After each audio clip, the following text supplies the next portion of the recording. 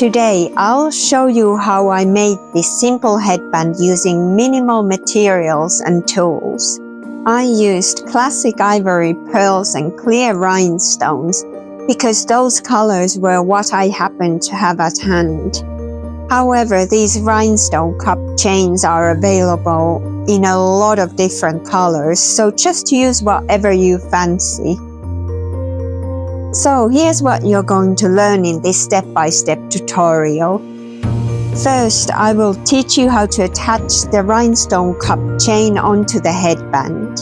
And then I'll show you how to use wire and pearls to add simple decorations to it. And finally, if you stay until the end, I'll give you a tip on how to make sure that the chain is secured properly to the smooth surface of the base.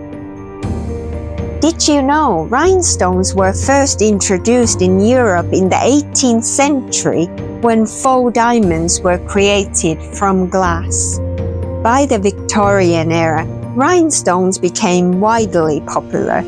Women wore rhinestone-adorned combs and tiaras for formal events, evening parties and weddings, as they caught the light and gave a sparkle without the high cost of real gems.